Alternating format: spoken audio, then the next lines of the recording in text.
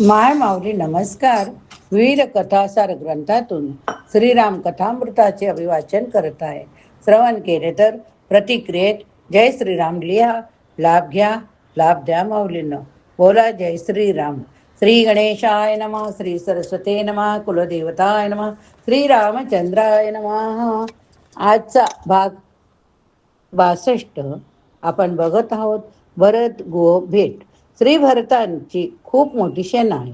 अयोध्येच्या नागरिकाच्या राहुट्या, तंबू या सर्वांची अवस्था पाहता श्री भरत रथातून त्या शिबिरात हिंडत आहेत. भरताच्या सोबत सुमंत्र आहे. सुमंत्राने गुहाला समोरून येताना पाहिले. सुमंत्र त्यांना ओळखतात. रथात बसलेल्या भरताला सुमंत्राने लगेच सांगितले, भरता समोरून जो येतो आहे तो रामाचा मित्र आहे. त्याचे नाव गुह. त्याने रामदादाची खूप सेवा केली. भरताने श्रीरामाचा मित्र एवढा शब्द फक्त ऐकला आणि भरत एकाएकी रथातून उडी मारून खाली आले. दादाचा मित्र असे म्हणत भरत पुढे धावता. गुहाने भरताना येताना पाहिले आणि तो दुरूनच म्हणाला, मी विल्लाचा राजा गुह आपणाला प्रणाम करतो. तू दादाचा मित्र आहेस ना? भरताने विचारले आणि भरत गुहाच्या जवळ सरकला. पण गुहा जरा मागे सरकतो. माझ्यासारख्या भिल्लाला याने स्पर्श करू नये असे त्याला वाटते. भरताला प्रणाम करण्याकरिता गुह वाकला, पण श्री भरत पुढे येऊन त्याला उचलतात आणि कडकडून आलिंगन देतात. गुह म्हणतो, माझी भिल्लाची जात आहे. भरत म्हणाला, तू भिल्ल असं नाही तर आणखी कुणी असं, तू रामाचा मित्र आहेस ना? दादाची तू सेवा केलीस ना? तुम्ही लोकांनी माझ्या दादाला सुख दिले, मी मात्र दादाच्या दुःखाला कारण झालो, म्हणून तुम्ही माझ्यापेक्षा पूज्य आहात. असं म्हणून श्री भरत इतके विव्हळ होऊन रडू लागले. भरताचे ते रामप्रेम पाहून निषादराज गुह व्याकुळ झाले. निषाद राजाला एवढ्याकरिता मेल्याहून मेल्यासारखे झाले की भरतासारख्या सज्जनाबद्दल माझ्या मनात वाईट विकल्प आला. भरत म्हणाला, गुहा, मला सर्वात पहिल्यांदा ती जागा दाखव जेथे माझ्या दादाने मुक्काम केला होता. मला त्या जागेचे दर्शन घ्यायचे. भरताने असे म्हणताच निषादराज गुह श्री भरतांना घेऊन त्या स्थळापर्यंत जातात. इंगुडी वृक्षाखाली असलेली ती जागा भिल्लांनी तशीच जपून ठेवली होती. भगवान श्रीरामचंद्राची शय्या, थोड्या अंतरावर असलेली भगवती जानकीची शय्या, त्या दोन्ही शय्याभोवती भिल्लांनी कुंपण केले होते. त्या स्थानाला भिल्लांनी सीताचे महत्त्व दिले होते. ती भिल्ल मंडळी रोज त्या ठिकाणी जाऊन फुलं वाहत असत. श्री भरताने ते स्थान पाहिले आणि श्री भरत धाडकन भूमीवर कोसळले. ते म्हणतात, गुहा, ह्या गवताच्या गादीवर माझ्या दादाने निजावे याचे मला एवढे वाईट वाटत नाही, पण माझ्या वहिनीने या ठिकाणी निजावे याचे मला फार वाईट वाटते. महाराज जनकाची ती महान कन्या, महाराज दशरथाची ती राजस्नुषा, लक्ष्मणासारख्या पुरुषार्थाची धीराची ती वहिनी, रामचंद्राची असूर्यपश्य अशी पत्नी, तिला या ठिकाणी भूमीचे अंथरून आकाशाचे पांघरून करून निजावे लागले आणि माझ्या वहिनीच्या ह्या दुःखाला मी कारण ठरलो. अत्यंत विवळ होऊन भरत रुदन करतात. गोह बघतच राहतात. व्याकुळ होऊन श्री भरत त्या वहिनीच्या शय्येकडे बघतात. त्या ठिकाणी त्यांना काहीतरी चमकताना दिसले. श्री भरत पुढे झाले आणि त्यांनी त्या गवताकडे अडकलेली सोन्याची एक तार ओढून काढली. भगवती सीतेच्या भरजरी वस्त्रामधील ती एक सुवर्णाची तार होती. इतके दिवसपर्यंत कुणाही बिल्लाच्या लक्षात आले नव्हते. एक लक्षात ठेवा की जगात सगळ्या उत्तम वस्तू एखाद्या ठिकाणी असतात, आपला भाग्योदय होईपर्यंत आपल्याला त्या मिळत नसतात. आपल्या चित्ताची निर्मलता जशी वाढत जाईल तस तसा या देवतांचा अनुग्रह या वस्तूंच्या माध्यमातून आपल्याला प्राप्त होऊन जातो. वस्तू बाहेरून येत नाहीत किंवा दुरून येत नाहीत, ती जवळच असते पण जाणवत नसते. श्री भरतांनी सोन्याची ती तार ओढून काढली, आपले मस्तक ठेवले आणि भरत म्हणाले, गुहा, मला या ठिकाणी शकून झाला. माझ्या वहिनीने जणू माझ्याकरिताची तार येथे ठेवली. माझा दादा माझे म्हणणे नक्की ऐकेल. श्री भरतांना सगळीकडे तेच दिसते आहे. युद्धाकरिता तयार झालेल्या सगळ्या भिल्लांनी तो दिवस अयोध्येच्या लोकांची सेना करण्यात घालवला. श्री भरताचे रामप्रेम पाहून सगळे भिल्ल व्याकुळ झाले. रात्रीची वेळ होती. सगळे निजानीज झाली. निषाद राज गुहाला भरताने सांगितले, ज्या ठिकाणी माझ्या दादाने निवास केला त्या ठिकाणी मला घेऊन चल. भगवंताची शय्या, भगवती जानकी मातेची शय्या, दोन्ही शय्याच्या मध्ये बसून भरत रात्रभर अश्रू पाहत करतात. सीतेच्या आणि रामाच्या नावाचा टाहो फोडतात. प्रभूंनी आपल्या केशकल्पाच्या जटा केल्या हे श्रीभरतांना कळलेले होते. दुसरे दिवशी श्रीभरत विचारतात. गुहाने ते स्थान दाखवले. श्रीभरताने त्या ठिकाणी बसून वडाचा चीक माती आपल्या केसांना लावून जेव्हा जटा करायला प्रारंभ केला तेव्हा निषादराज गुह डसडसा रडू लागला. त्याने भरताला रोखण्याचा प्रयत्न केला. तुम्ही दादांना परत आणण्याकरिता निघालात याची आठवण दिली. पण भरत म्हणतो, माझ्या दादाने तर जटा केल्या आहेत, तर मी दादापुढे तसाच जाईन. श्री भरताने केसांच्या जटा केल्या, अंगावर वल्कल चढवली आणि ते निघाले. भरत येथून पुढील सर्व रस्ता प्रभू पायी चालत गेले.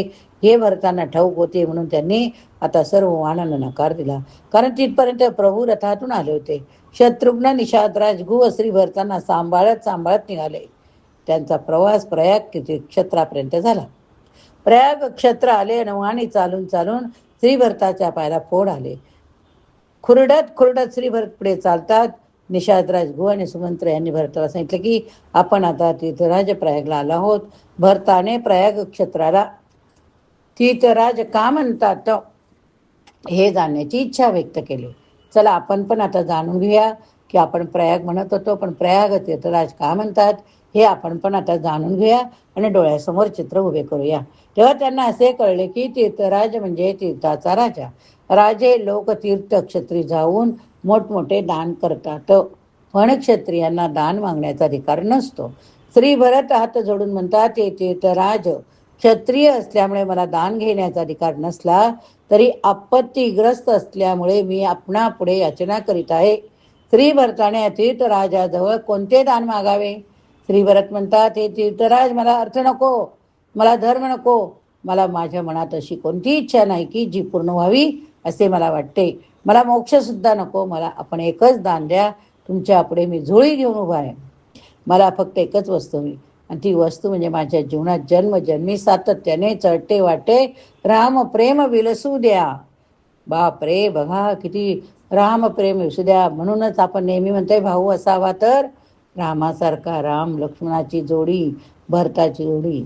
भरतांना भगवत भक्ती पुढे सिद्धी, स्वर्ग, मोक्ष गोष्टी तुच्छ वाटतात.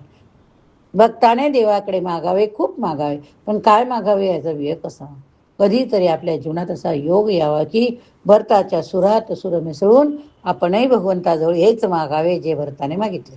अत्यंत व्याकुळ होऊन श्री भरत त्या तीर्थराजापुढे अशा प्रकारची प्रार्थना करतात. अरत न धर्म न काम रुची, गती न चहू निर्वाण, जनम जनम व्रती राम पद, य वरदान न आन, सीता राम चरण रती मोरे, अनुदीन बडहू अनुग्रह तोरे. भारद्वाज मुनींच्या आश्रमात भरत, आता आपण बघूया काय ते. प्रयाग तीर्थावर, प्रयाग क्षेत्रावर भरत स्नान करतात. भारद्वाज ऋषींच्या आश्रमात जातात. येथेही भरताचे दुर्दैव उभेच आहे. भारद्वाजाने त्याचे स्वागत केले. भरत खाली बसल्यानंतर काही कुशल प्रश्न विचारले, पण नंतर एक प्रश्न ते भरतांना स्पष्टपणे विचारतात. या ऋषी मुनींची एक पद्धत असते, ते फार आडेवेडे घेऊन किंवा आडवे तिडवे प्रश्न विचारून माहिती काढत नाहीत. त्यांना कुणाची मर्जी राखण्याची आवश्यकता नसते. भारद्वाज ऋषींनी सरळ सरळ विचारले, भारता, रामाला भेटण्याकरिता निघालास, पण बरोबर चतुरंग सेना घेतली आहेस, म्हणून मनामध्ये जरा संशयाची पाल चुकचुकते आहे. तुझ्या मनात दुसरे काही नाही ना? भारद्वाज मुनींचा हा प्रश्न ऐकल्यावर श्री भरताची प्रतिक्रिया फार विचित्र होती. इतरांनी विचारले तेव्हा भरतांना इतके वाईट वाटले नव्हते, पण श्री भरद्वाजांनी विचारल्याबरोबर भरत व्याकुळून किंचाळतात. ते म्हणतात, गुरुदेव, एखाद्या मंथरेला मी कळू नये किंवा एखाद्या कैकईला मातेला मी कळू नये हे माझ्या लक्षात येऊ शकते, पण तुमच्यासारख्या ऋषींनी सुद्धा माझ्या अंतःकरणाची शंका याची यावी, याचा अर्थ मी माझ्या जीवनात काहीच कमावलं नाही. हतोस्मी, हतोस्मी. मी तुम्हाला काय सांगू? माझ्या जीवनात माझ्या दादाचे काय स्थान आहे मी तुम्हाला कसे सांगू? श्री भरद्वाज ऋषी सारे ऐकून घेतात. ते भावना विवश होत नाहीत.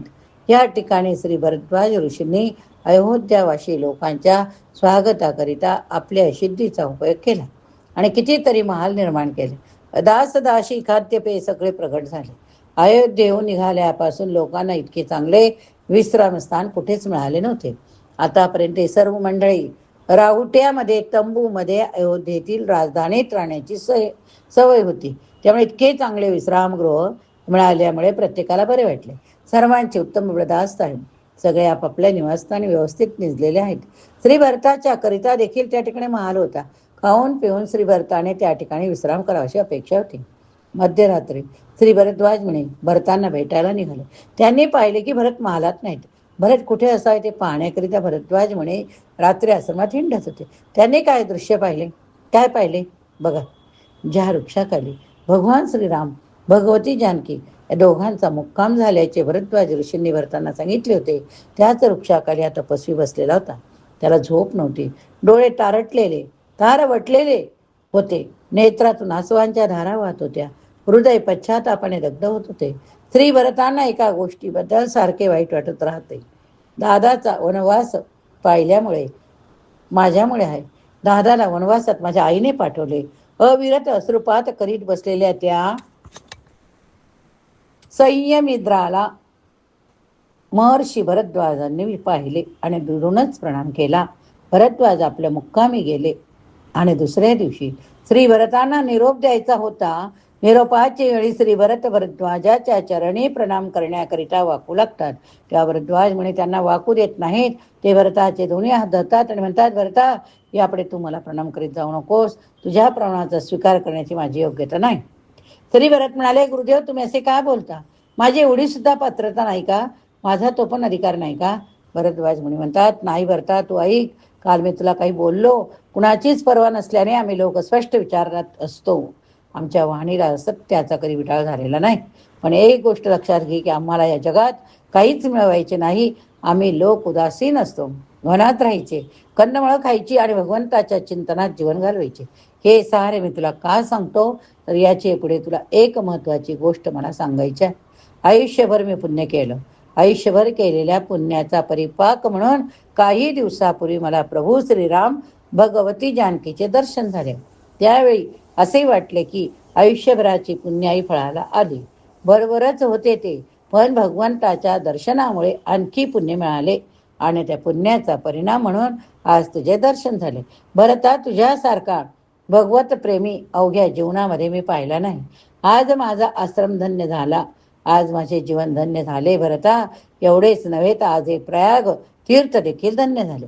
भरता, हे मी तुला प्रामाणिकपणे सांगतो की तुझ्यासारखा संत इथे आला हे या तीर्थाचे सद्भाग्य होय. स महात्मा सुदुर्लभ असे भगवंत गीतेमध्ये म्हणतात. एक वेळ भगवत दर्शन सोपे आहे, पण भगवत प्रेमी अथवा भगवत तल्लीन संतांचे दर्शन कठीण आहे. श्री भरत म्हणतात, गुरुदेव आपण मला एकच आशीर्वाद की माझे म्हणणे माझ्या दादाने ऐकावे. भरद्वाज ऋषी म्हणतात, तो परमात्मा सर्वांचे मंगल करेल. भरता, मला तुम्हा दोघा भावांची लीला अगम्य वाटते. श्री भरताचा पुढचा प्रवास पुन्हा सुरू झाला.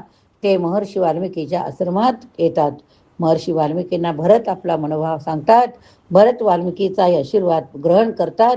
आतापर्यंत श्री भरत सगळी मंडळी आपल्या सोबत आहेत की नाहीत याची काळजी घेत चालले आहेत. सर्वांनी सोबत राहावे, मागे कोणी सुटू नये वगैरे गोष्टी ते बघतात.